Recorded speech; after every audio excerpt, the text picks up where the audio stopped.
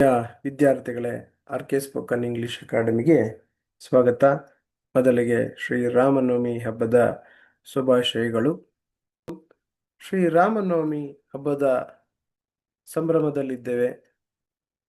ಹಬ್ಬವನ್ನು ಆಚರಣೆ ಮಾಡುವ ಸಂದರ್ಭದಲ್ಲಿಯೂ ಕೂಡ 16 ವಿವಿಧ ಬಗೆಯ ಶ್ರೀರಾಮನವಮಿ ಹಬ್ಬದ ಕುರಿತಂತೆ ಕನ್ನಡ ಮತ್ತು ಇಂಗ್ಲಿಷ್ ಪದಗಳನ್ನು ಮತ್ತು ಅವುಗಳ ಅರ್ಥಗಳನ್ನು ತಿಳಿದುಕೊಳ್ಳೋಣ. ಮತ್ತೊಮ್ಮೆ ಎಲ್ಲರಿಗೂ ಶ್ರೀರಾಮನವಮಿ ಹಬ್ಬದ ಶುಭಾಶಯಗಳು. ಸಾಮಾನ್ಯವಾಗಿ ರಾಮನವಮಿ ಹಬ್ಬ ಅಥವಾ ಯಾವುದೇ ಹಬ್ಬ ಆಗಲಿ ದೇವರಿಂದ ಆಶೀರ್ವಾದಗಳನ್ನು ಪಡೆಯುವುದು ಸಾಮಾನ್ಯ. ಆಶೀರ್ವಾದಗಳು ಅಂದರೆ ಇಂಗ್ಲಿಷಲ್ಲಿ ನಾವು ಬ್ಲೆಸ್ಸಿಂಗ್ಸ್ ಅಂತ ಕರಿತೇವೆ.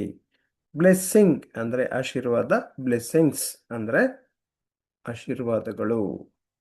ಸಾಮಾನ್ಯವಾಗಿ ಯಾವುದೇ ಹಬ್ಬ ಹರಿದಿನಗಳಲ್ಲಿ ದಾನ ಮಾಡೋದು ಸರ್ವೇಸಾಮಾನ್ಯ.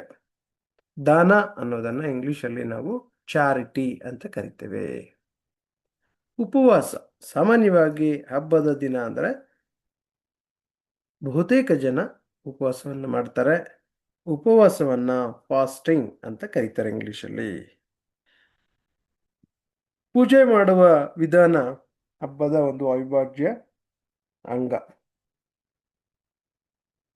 ವರ್ಷಿಪ್ ರಿಚುವಲ್ ಅಂದರೆ ಪೂಜಾ ವಿಧಾನ.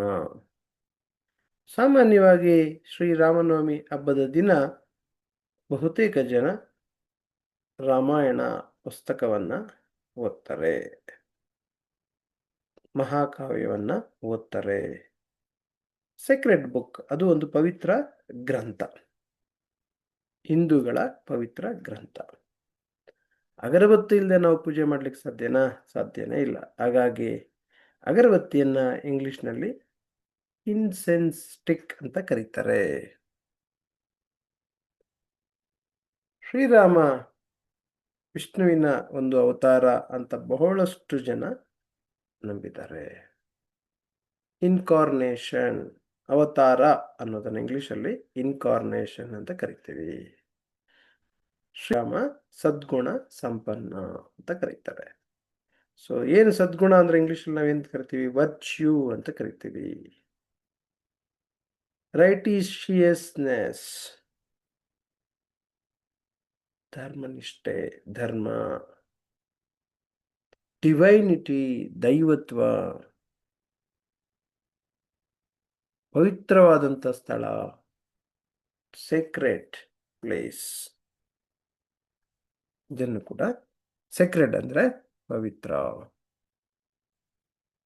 ಡಿವೋಟಿ ಅಂದ್ರೆ ಭಕ್ತ. ಆಫರಿಂಗ್, ನೈವೇದ್ಯ. ಸಾಮಾನ್ಯವಾಗಿ ಹಬ್ಬದ ದಿವಸ ಸಿಹಿ ತಿಂಡಿಗಳು, ಹಣ್ಣು ಇವುಗಳನ್ನೆಲ್ಲ ದೇವರಿಗೆ ನೈವೇದ್ಯ ಮಾಡ್ತಾರೆ. ಹೋಲಿ ವಾಟರ್, ಹೋಲಿ ಅಂದ್ರೆ ಪವಿತ್ರ. ಚಾಂಟ್ ಅಂದ್ರೆ ಜಪ, ಚಾಂಟಿಂಗ್, ಜಪ ಮಾಡ್ತಾ ಇರೋದು. ಸಾಮಾನ್ಯವಾಗಿ ಶ್ರೀರಾಮನವಮಿ ದಿವಸ ಮೆರವಣಿಗೆ ಸರ್ವೇ ಸಾಮಾನ್ಯವಾಗಿರುತ್ತೆ.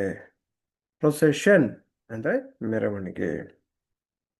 ಇವಿಷ್ಟು ಶ್ರೀರಾಮನವಮಿಯ ಹಬ್ಬದ ಕೆಲವು ಶಬ್ದಗಳು ಮತ್ತು ಪದಗಳು. ಮತ್ತೊಮ್ಮೆ ಎಲ್ಲರಿಗೂ ಕೂಡ ಶ್ರೀರಾಮನವಮಿಯ ಹಬ್ಬದ ಶುಭಾಶಯಗಳು.